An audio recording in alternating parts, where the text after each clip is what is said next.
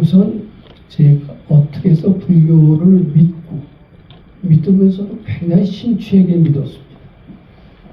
그러면서 일생을 거의 부처님과 함께 사는 삶을 살면서 저는 무척 변화했던 그런 이야기를 드리는데, 처음에 참 젊었을 때 청소년 시절에 저는 박복했고 불우했고 고통이 많았던 그런 시절을 지냈습니다. 이 시절을 저는 다시 회상하고 싶지도 않습니다만은 그것이 나중에 부처님의 가르침을 만나서 서서히 변화하게 됩니다. 그러면서 저가 바꿔가게 됩니다. 근데 이 바꿔가는 과정을 또 말씀드려야 되고, 말씀드리자 보니 저희 불우했고 고통받던 시절을 또 말씀 안 드릴 수가 없었던 겁니다. 그래서 부처님 가르침을 통해서 새롭게 태어날 수 있다는 얘기를 꼭 드리고 싶은 것이 오늘 제 말씀드리는데 굉장히 핵심이 될 겁니다. 근데 부처님 가르침을 통해서 보통 사람들은 도통의 길밖에 없다라고 생각을 하지만은 저는 그렇게 생각하지 않습니다. 우선 도통이 되기 전에 사람이 먼저 됐고, 그리고 박복한 삶이 축복의 삶으로 바뀌었고, 고통의 삶이 행복의 삶으로 바뀌었고, 무지무능했던 삶이 그리고 철들고 슬기로운 삶으로 바뀌었다. 이런 이야기를 말씀드리는 것은 굉장히 여기 참여하신 모든 분들한테 도움이 될 거고, 신심말씀 얻는데 도움이 될 것으로 생각합니다. 그렇게 바뀌고 난 뒤에 보니까 참 부처님의 은혜는 대단하고, 저희 할 일은 부처님 시봉하는 길, 부처님 기쁘게 하는 일밖에 남지 않았던 것 같습니다. 그 중에 하나가 지금 내리막길에 가 있는 한국 불교를 살리는 길 중에 우리가 해야 될 것이 무엇인가, 이것을 저는 알게끔 됐고, 그 일을 위해서 앞으로 노력한다, 이런 말씀도 또 드리고자 합니다. 그리고 또 아까 서국장님의 소개도 있었습니다만은 이 불교를 통해서 물론 깨달음도 없고 대각도 없고 도통도 하겠죠. 그 앞서서 먼저 사람이 되어야 되고 인재가 되어야 되고 국가사회에 기여할 수 있는 보살이 되어야 된다는 것이 제 생각이고, 그런 과정을 거쳐서 도통도 되는 것이지 대뜸 범부였다가 화두참선 하나만 해갖고 도통이 된다라고 생각하지 않습니다. 저희 스승의 가르침이기도 합니다. 그런 말씀을 드리면서 한국 불교의 새바람을 일으키고자 하는 것이 오늘 말씀드리는 주 목적 중에 하나다, 이렇게 우선 말씀드리고자 합니다. 자, 그러면 참 다시 말씀드리기도 어려운 저희 불우가 했고 고통 많고 그랬던 이제 청소년 시절의 이야기로부터 좀 시작을 하고자 합니다. 그런 이야기는 그것을 변화의 가르침의 위대성을 입증하는데 꼭 필요한 이야기라고 생각을 했기 때문입니다. 저는 제가 벌써 80이 넘었습니다. 80 안 되는 거로 많은 분들이 봐주시더라고요. 근데 안 봐주고 그렇게 80 미만으로 보세요. 그것은 다 부처님 공부의 덕이다, 이렇게 생각을 하고, 이게 80이 넘어서도 항상 청춘을 유지하고 활력을 유지하고 건강을 유지하는 것도 역시 다 부처님 공부의 덕이다, 이렇게 또 말씀을 드리고자 합니다. 근데 저는 태어났을 때 굉장히 골골하고 병약했던 것 같습니다. 6.25 전, 또 해방 전에 저는 태어났기 때문입니다. 그때 나라도 어려웠고 저희 가정도 어려웠습니다. 그리고 집이 또 그때 한국인의 절대 다수가 가난했듯이 저희 집도 그때 가난했습니다. 그리고 부끄럽지만은 저희 부모님들은 많은 고학력자가 아니었습니다. 그래서 어떤 정신적인 양식을 얻을 수 없었고, 어떻게 보면 동물적인 삶과 비슷하게 어떤 철학도 없이 굴러가는 대로 그런 삶을 살았던 거나 마찬가지였기 때문에 저희는 어렸을 때 아주 훌륭하신 아버지나 자유로운 어머니 밑에서 제대로 된 어떤 마음의 양식으로는 교육을 받을 기회가 적었습니다. 그래서 저는 어려웠던 시절, 불효했던 청소년 시절이라고 말씀을 드립니다. 근데 저는 저희 형제, 제가 4녀 1남 중에 외아들로 태어났습니다만 저희 아버지, 어머니하고도 틀리고 누님들하고도 많이 틀렸던 것 같아요. 저만은 어떤 특성이 있었던 것 같습니다. 그 특성이 무엇인가, 이렇게 저 생각을 해봅니다. 근데 그 좋은 특성이 아니라 안 좋은 특성이에요. 스스로 지 성질을 지지고 볶고, 그리고 지지고 볶을 뿐만 아니라 그 지지고 볶은 것을 굉장히 괴로워하고, 괴로우는 데서 탈출하려는 어떤 저의 어떤 소질이 있었던 것 같습니다. 그것은 저희 부모님도 안 그랬고, 저희 자매들, 누님들도 그렇지 않았던 것 같습니다. 저는 어디서 굴러왔는지 모르게 상당히 감수성도 강했고, 그리고 아주 예민했던 것 같습니다. 부모님도 안 그랬고, 누님들도 안 그랬던 것 같습니다. 이제 이런 어떻게 보면 정신병적인 소질이 이제 본격적으로 발달하는 것은 이제 고등학교 1학년 때부터였습니다. 그 이유를 여기서 말씀드리지 않겠습니다.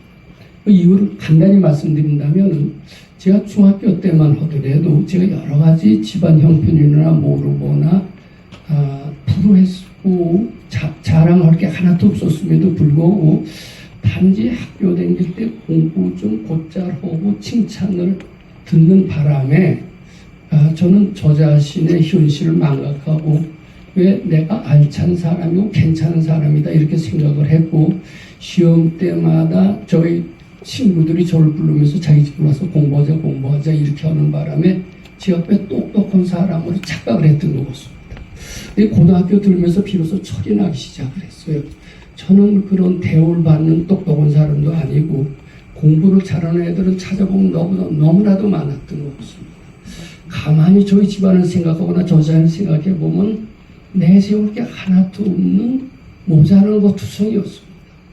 그런데 다른 애들은 고등학교 와서 무섭게 노력하는데 걔네들은 내가 뭐를 너무나 많은 장점을 가지고 있는 것을 뒤늦게 알았습니다. 이러다가는 나는 착각해서 살던 삶에서 한없이 뒤떨어지는 삶에서 나고자가 되겠다. 저는 이제 노력을 하려고 시작을 했습니다. 근데 이미 때는 늦었어요. 노력을 하면 할수록 이루어지지 않았습니다. 중학교 때는 철없이 제가 잘난 줄 알았는데 철이 들고 제 실상을 알면서 내가 너무나 부족하다. 이렇게 내가 그동안 대접을 받았던 것은 완전히 허상이었구나. 이렇게 철이 들어 알게 되면서 아니다. 노력을 해야 되겠다. 그래야 좋은 대학도 갈 수 있지 않겠느냐. 이런 생각이 저희 정신병의 시초가 됐던 거였습니다. 근데 안 됐습니다. 저는 하고 싶었는데 안 됐었어요. 이것이 저를 점점 괴롭게 했습니다. 저는 공부 시간에 집중을 했고, 집중을 하면 좋은 성적이 나왔던 이런 경험이 있었기 때문에 집중을 하면 할수록 집중을 할 때마다 나쁜 생각이 자꾸 튀어오는 거예요. 제발 그 나쁜 생각은 공부 시간만은 튀어나오지 말았으면 좋겠는데, 공부 시간에 꽉 집중해야 될 것인데 아주 해괴망측한 생각, 고약한 생각, 이런 생각이 한번 오면 얼른 누릅니다. 누른데 또 튀어나와요. 튀어나오면 또 누릅니다. 근데 이러다 보면 강의 시간 못 듣죠. 성적은 떨어지죠. 이런 악순환 해야 되겠다. 왜 안 될까? 이런 생각이 저를 무척 괴롭혔습니다.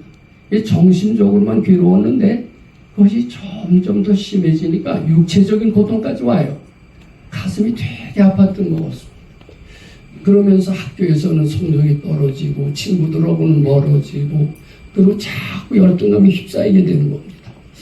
자, 이런 것을 주위에 형제들이나 부모님한테 얘기를 해도 아무도 들어줄 사람이 없었고, 주위에 누구한테 얘기를 해도 그것을 시원하게 얘기해 주는 것은 더더욱 없었던 것 같습니다.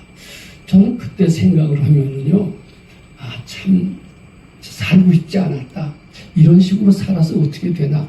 무조건 고통스러웠던 시절을 저는 지금도 기억을 합니다. 아주 굉장히 괴로웠던 것 같아요. 나한테는 친구도 없다. 외롭다.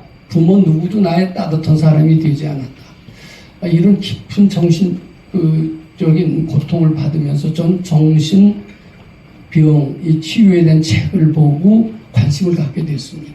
그리고 처음으로 인생이란 무엇이냐, 이런 것을 처음으로 느끼게 되기도 하고 말씀드리고 싶습니다. 이것은 제가 다소라도 철이 나면서 저의 아주 열악하고 불우한 현실을 제대로 직시할 수 있는 지혜의 눈이 트였기 때문에 가능했다. 이렇게 생각을 합니다. 그런데 그런 한가한 시간을 보내기에는 대학 입시라는 큰 벽이 있어요. 그런 벽 때문에 정신병을 고치려는 어떤 노력도 시도도 해볼 틈이 없었습니다. 그런 거 쫓아다니다가는 제가 바람직한 대학에 들어갈 수 없었던 거죠. 근데 참 어떻게 운이 좋았어요. 운이 좋았는지 부처님 덕인지 모릅니다만은 그래도 가장 좋다는 대학, 열망하는 대학에 들어가게 됐습니다. 참 그것도 기적의 하나 있는지도 모릅니다. 근데 이제 나중에 이제 어떻게 해서 제가 이렇게 공부도 집중할 수 없는 정신병적 상태에서 그래 좋은 대학, 다른 사람들이 다 선망하는 대학에 들어갈 수 있나를 밝은 스승, 여기 백성욱 박사라고 하는 분한테 여쭤본 적이 있었습니다. 그러니까 이제 제가 여러 가지를 많이 깨칩니다. 전생부터 한번 잘해보겠다. 이런 원을 갖고 제가 태어났다라고 얘기를 해주시는데, 짓고 나서는 그게 얘기가 됩니다만, 그때는 그게 무슨 뜻인지 몰랐던 것입니다. 저는 실력도 없으면서 뜻은 꽤 컸던 것을 생각을 합니다. 저는 그렇게 수재도 아니고 뛰어난 사람도 아닌데 아주 어렸을 때부터 노벨상을 꿈을 꿨던 적이 있습니다. 누가 보면 참 철없는 꿈을 꾼다고 했을지 모르지만, 어디서 생겼는지 모르지만 그런 자존심이 저한테는 늘 있었는데, 그것도 알고 보면 어떤 전생에 그런 원을 가지고 태어났다라고 얘기했죠. 그 도인의 얘기는 지금 차츰 말씀드리게 됐습니다. 저한테 당면과제는 이 정신병적인 이런 불안, 고통, 여기서 벗어나고 싶은 것이 간절한 원이었습니다. 제가 대학에 들어가고 난 뒤에는 본격적으로 이런 정신병을 고쳐줄 수 있는 스승이 무엇일까? 이것을 찾아 헤맸습니다. 대학 1학년 때 제가 불교를 만나면서 저는 아주 거기서 크게 깨친 게 있었습니다. 이 불교만이 내 정신병을 고쳐줄 수 있는 그러한 가르침이다라는 것을 절실히 깨쳤습니다. 왜냐하면은 그때 1961년이니까 지금 호랑이 담에 먹던 시절이고 불교 서적도 거의 없었는데 신소천 스님이 쓰신 금강경 해설서가 있었습니다. 그 신소천 스님의 금강경 해설서는 옛날 한글로 돼서 읽기도 힘든 그런 내용이었었는데, 그때 참 불교가 하도 좋고, 지금 보니까 다 전생에 원인이 있는 것 같아요. 뒤늦게 보니까. 그래서 그 책을 읽어가는데, 그때 소주 이생기심이라는 그 신소천 스님의 해설서에서 저는 정말 요새 말대로 정신이 뿅 갔습니다. 불교가 이렇게 위대하구나. 이렇게 고등 철학이 있구나. 미신이라고 하고 사람들이 비웃지만 여기 이렇게 훌륭한 가르침이 있구나. 저는 한 4월 동안을 삼매에 들어들 정도로 황홀했던 경험이 있습니다. 그 뒤로 저는 학교에서 전공 공부는 뒤로 하고 매일 불교 서적이라면 찾아서 읽고, 제가 대학 4학년쯤 돼서는 불교 서적이 거의 없었을 때 번역이 안 된 거였습니다. 1963년에 우리말 8만대장경에 나왔습니다만은 어려운 형편에서도 그 책을 읽고 또 읽고 읽고 또 읽었습니다. 그래서 제가 5번을 읽었다고 그랬더니 주위 사람들이 다 놀래요. 성경은 몇십 번씩 읽는데 그 5번 읽는 게 뭐가 대수냐. 이게 불교 신자들이 아직 문제가 있다 이렇게 생각합니다. 근데 그렇게 읽으면서 부처에 자꾸 빠져들어가면서 저는 정신이 조금 안정이 됐던 것 같습니다. 근데 안정이 된 것 같고서는 아직은 멀었다. 적어도 건강한 사회인이 되는 데는 턱없이 부족하다. 또 속으로 그렇겠습니다. 제가 건강한 사회인이 된다면은 정말 무엇이든지 해낼 수 있을 것이다.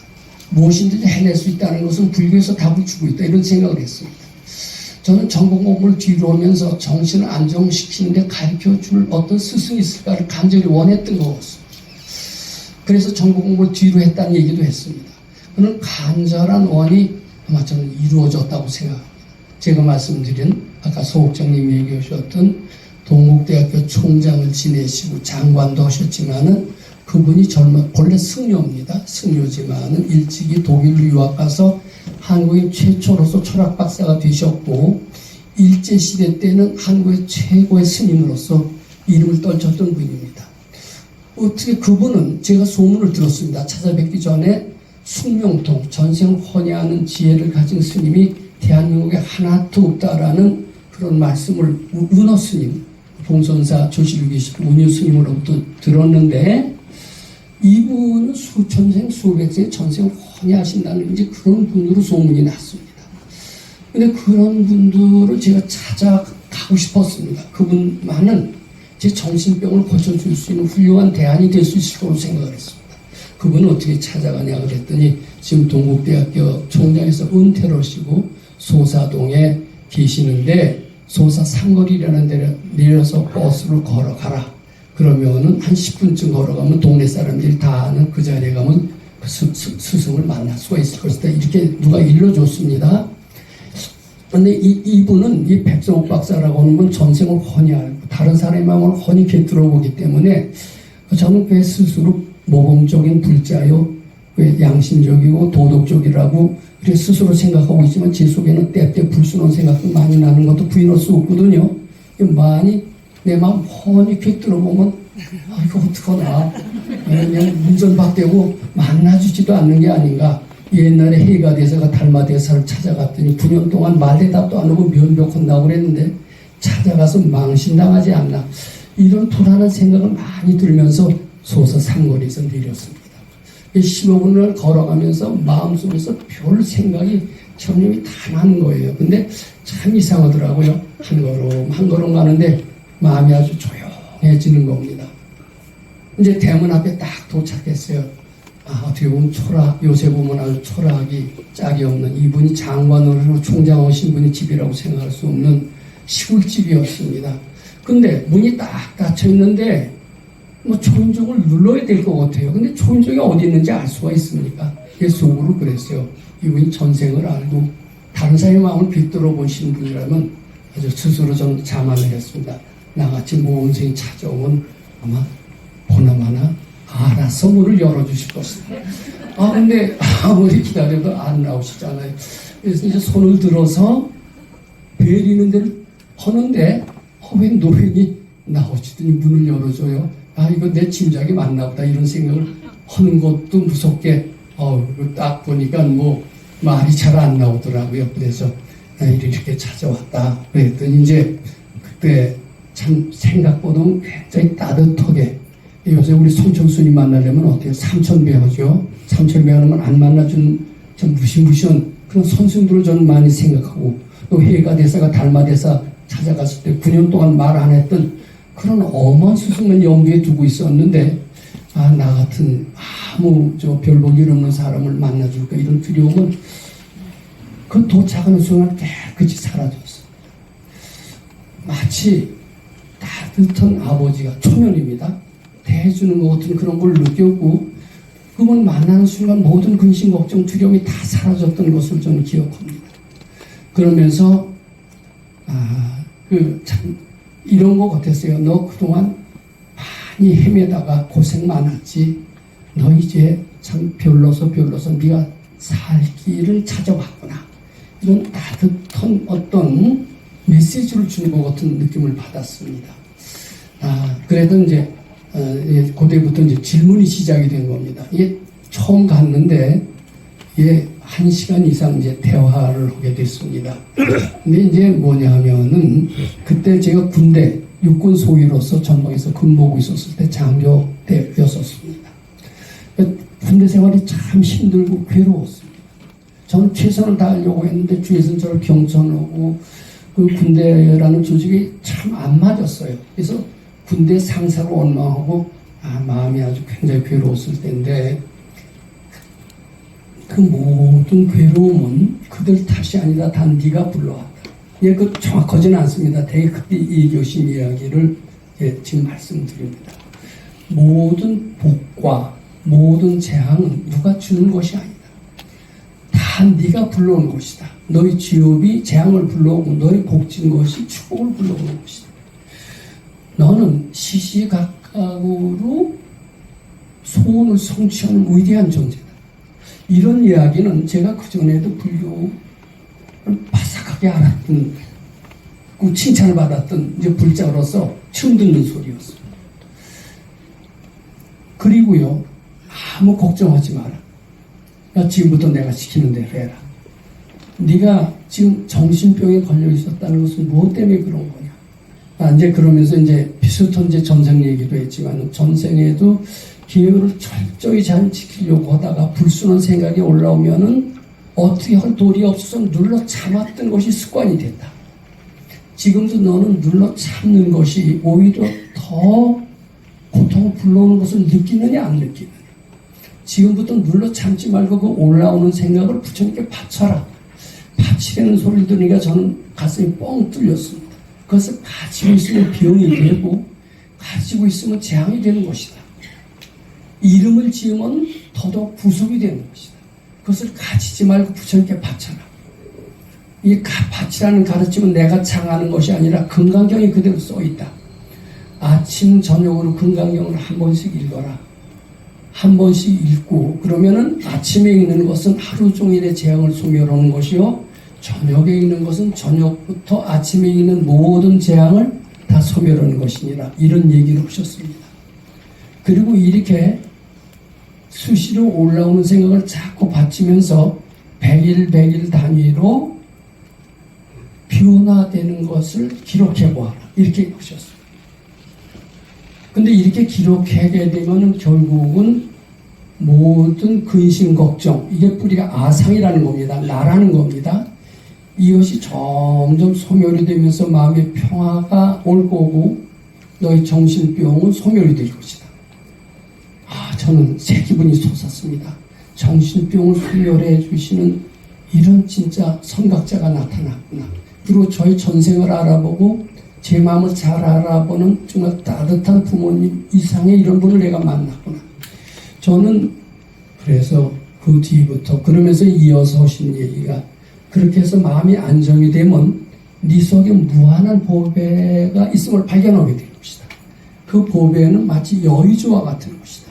네가 마음 먹는 대로 다 이루는 여의주가 네 마음속에 있는 것을 알게 될 것이다. 그거 한꺼번에 얘기하신 건 아닙니다. 매주 같기 때문에 매주 걸쳐서 얘기하는 것을 제가 요약해서 지금 말씀드립니다.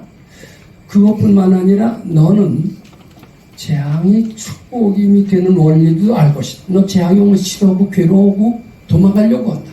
도망가려고 할 거다. 그건 네가 재앙이라고 이름을 지었기 때문에 재앙으로 너한테 나타나는 것인데, 그 재앙이라고 이름 짓지 말고 그 재앙이 착각이고 본래 없다라는 가르침을 실천한다면, 그리고 바친다면은 재앙이라고 이름 짓게 되지 않을 거고, 따라서 재앙에서 멀어질 것이다.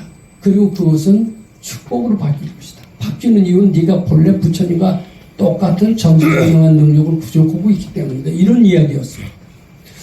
그런 얘기는 제가 불교를 바삭하게 알고 있다고 함에도 불구하고 전 처음 들어보고 제정신이 바짝 나뜨거웠습니다.